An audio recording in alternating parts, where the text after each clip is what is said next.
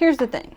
There are already so many stories about sea monsters and them being in love with people. And so I have to be even more creative today to tell you new monster stories of the sea that you haven't heard before. I'm going to try to make it not full of innuendos, unless you like that. The sea is one of my favorite locations. I already have something on my head to set anything. I feel like most of my stories default to kind of like Goonies and just being like, you're in a seaside cave town and then you find a cave and you go in it and it's wet in there and you find treasure.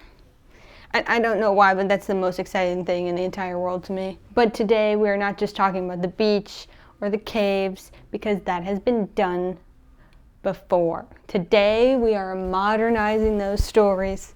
We are taking the old tropes and we are making them the same but better. So this was one of my highly requested things. Swamp creatures, I'm assuming because of Old Greg. Now Old Greg, if you don't know him, he's this character from The Mighty Boosh, which is this old British TV show. And if you want to hear a fun fact, which I know you do because that's why you're here, the actor that played the comedian in Wonka is in the episode and he makes seashell art. It's full circle. Everybody, you know, everything I love just all fits together in the perfect little box. How fun. So Old Greg is known in this seaside town in this episode as being dangerous, and you're not supposed to go fishing on Black Lake during the full moon. I have props today. During the full moon, because that's when Old Greg comes out, and then like sailors and fishermen are never seen again. These two musicians, the main characters of the show, go out to Black Lake and not knowing this and meet Old Greg, and one of them gets kidnapped and Old Greg really wants to marry him, and Old Greg is there to show his watercolors and his Baileys and his decorations and his tells his stories about the funk, and it's really, really good. I feel like I relate to him a lot. I feel like if somebody comes to visit me, I also just show them my watercolors and offer them random milk-based beverages.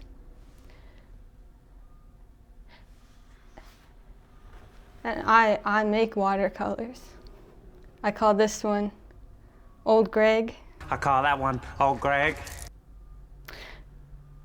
Okay, so since Old Greg is already a romantic, I just will elaborate on how I think that he's a good partner.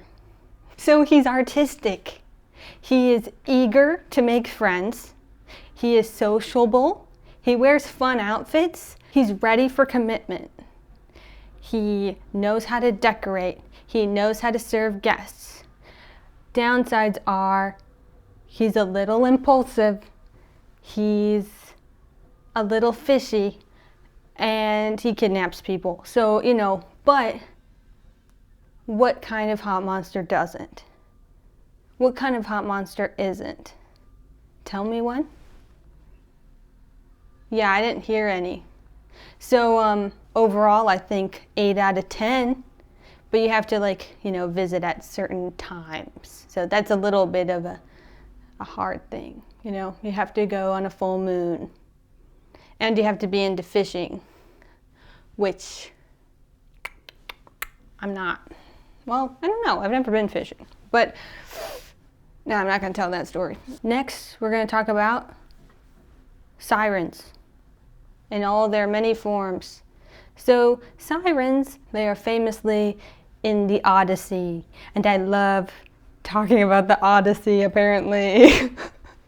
So if you're dating a siren, you may have to keep some beeswax on hand because they're a little distracting. So you might have to plug your ears with the beeswax in order to not drive off the road with them. And you might also be constantly turning off your radio to see if there's a fire truck behind you or if it's just the song.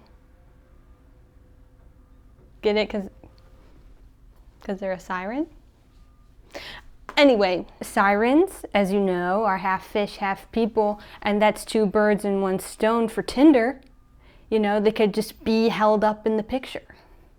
You know how all those guys always hold up like a fish? They're typically not very impressive fish. In a tale with a siren, the fish could be held up by a friend, and then you could have both Tinder tropes of holding up a fish and not knowing which one in the picture has the profile. You know, like those profiles where they're all group shots and every single guy looks like kind of the same and kind of different, and you have no clue which guy is Mark, who likes The Office and adventuring. We could also do Atlantis. Atlantis is already a love story that's based on Stargate.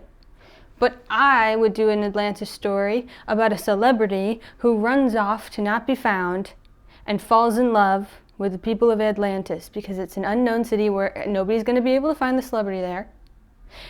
It could be like Taylor Swift in her song The Lakes, where she can just write fun songs and nobody knows who she is or where she is because nobody can find Atlantis. So that's freaking awesome. And then we could also still do Goonies, and we could also still do the same Atlantis stuff because you're still in Atlantis. You could just, still find treasure and still find sea caves and all kinds of nautical things and have like a treasure hunt while being a celebrity who is moving to a small town to not be found. And then you could also do a Win a Date with Ted Danson thing where, it's still small town Atlantis celebrity dating story. I don't think Atlantis is copyrighted, right? Speaking of The Lakes by Taylor Swift, America loves a lake day, and probably other places too. We could have a swamp thing in a lake, like the first American Chillers book, Michigan Mega Monsters. It was like Goosebumps, but it took place all around America. And this little critter was like a lab experiment gone wrong that was released into the lake, and the main characters of the book find it and have to talk to the scientist who made them. And that's also kind of there's no lab experiment gone wrong, but in Scream Queens 2 there is a swamp creature. So same kind of thing where it's like a Scooby-Doo thing where you think it might be some kind of ghost or some kind of gremlin or some kind of lab experiment gone wrong, but it's just a guy in a costume. That was more in like a bayou, like a swamp kind of deal. Of course it's a swamp creature, but it was kind of like a bayou situation. I think it was in New Orleans. So we could do something like that, New Orleans. We could do like a George of the Jungle situation where they clean up the swamp creature, but he still has his old habits of trekking mud into the house and always being messy and jumping out of the corners because he blends into things, and so they have to get him to be able to adapt to society. But instead of calling him George of the Jungle, we could call him Benji of the Bayou. Does that already exist? And then the tropes could be a messy person. The Swamp Thing's a messy person versus a neat person. He's always trying to wrestle alligators. Yeah. Okay, now I know I already mentioned sirens, but I want to talk about mermen, merpeople. The merpeople, here's a really basic plot. I don't see why everything has to be a problem, even though I started saying things need to have problems, but I think there's also room for just fun traits. So this merman or mermaid works at the Renaissance Fair, and people think that they just can get changed really fast out of their tail, but they're actually transforming. So people are in awe of how good of a mermaid they are, how good of a swimmer, and how beautiful they are, and how they can stay underwater forever, and they're just such a good employee. And nobody's the wiser because when they get out of the water, they are human. So how convenient. That's their profession. They work at the Renaissance Fair. In the movie Aquamarine, it's another romance with a mermaid. In Aquamarine, she turns back into a mermaid at sunset. And we could have that trope and have like a confusion with the protagonists of being like, so it's like a Shrek situation. Like, you turn into an ogre, is that why you can't see me at midnight or at sunset? And they're like, no, it's not a Shrek situation. I'm a mermaid. So that's hilarious. Another fun profession that they could have is lifeguard. Same situation. When they get into the water, they're a really strong swimmer, but when they get out of the water, they are human. So how convenient. And then we could have the third act anguish where they say, I'm going to walk into the sea, like how people say when they're being dramatic and want to die, but then they just turn into a mermaid and they show the love interest they show the protagonist that their true self, their mermaid self, and how sweet. Oh, and here's another thing. If they're a mermaid or an Aquaman or something like this, they can talk to fish. And so before the protagonist finds out that this person is a mermaid or Aquaman, they go to a seafood restaurant, and then the love interest mermaid makes friends with the lobsters, and it's this point of contention because the mermaid, Aquaman, merman, and the lobster become like best friends, and they're always like whispering to each other and giggling, and the protagonist is like, stop that, stop talking about me with your lobster friend, or we're gonna have to return them to the sea. If you like your lobster friend so much, why don't you marry them? And then they do. Another fun trait of a mermaid could be that they're very forgetful, like a goldfish. They get a tank in the person's home and they just keep growing because goldfish scale up with their tanks. I think mostly I just have like really like nice stories and fun puns that I could do with the sea people, like shell phones and clammy hands and clammed up, and they're being salty, and they're smooth sailing in their relationship, and they seem fishy, and they're a catfish, and like they're on Tinder again, and they are claiming to be some other kind of fish. But when you meet them, they're a catfish. You know, just fun, obvious things like that. And there's so many puns. There's just so many puns, and it's just so much fun. And like a whale of a good time. And of course, there's many fish in the sea. Just the idea of just having some nautical fun. Everybody loves mermaids, and for good reason. I do think it's really interesting how mermaids are just seen as like so attractive that you'd like crash your boat into the rocks. I could get into philosophy because I have studied biology, philosophy, sociology, stuff like that, and so many sciences claim that attraction is due to reproduction, like who you want to reproduce with. But then how come everyone's attracted to mermaids? And mermaids are known to kill you. That's the opposite of reproduction. Like, they're so beautiful that you die. Further, they're not real. They're bottom half fish, so they'd be really hard to reproduce with. They're really far away. Like, they're just lulling you to the rocks from afar. And you're not as good of a swimmer as them, so if you wanted to go live with them, you'd also probably die. So explain that, biology. The study of biology. Anyway, this makes me angry. By and large, they say everything's about reproduction, so blah, blah, blah. That's what I'm just trying to say. That's another pun. They could be slimy. They could be crabby. Yeah, okay, that's two. We also have that same kind of issue as we did with the wood nymph, where like you literally can't live in the same place because mermaids, swamp creatures, they're like these semi-aquatic mammals who, you know, they could live on land for a while, but they need it kind of soggy.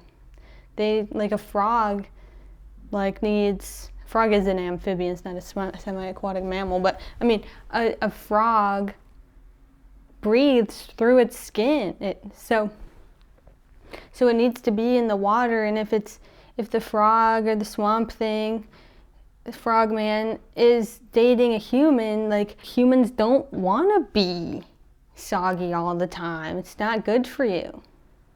You're all pruny and then somehow get dried out more. It's very odd, but like the frog loves it. So like same kind of thing where, you know, you have to figure out where you're gonna live if you're dating a swamp creature, because you can't like go visit their parents or something. Like you'd need some kind of magic talisman or gillyweed or something to go visit their parents, and it just makes it hard.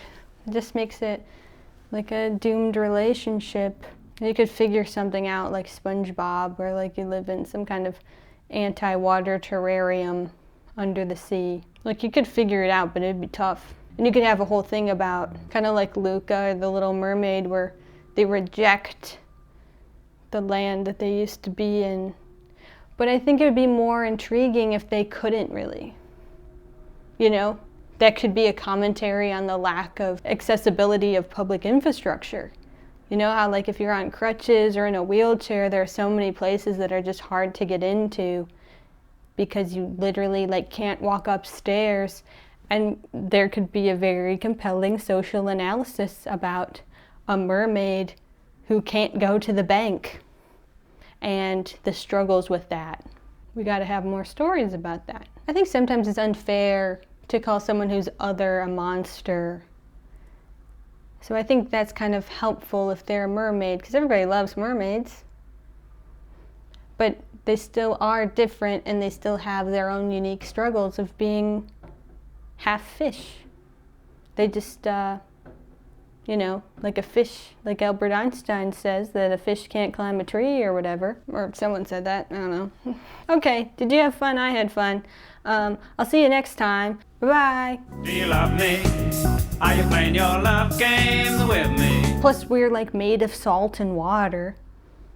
We are one with the sea. I am.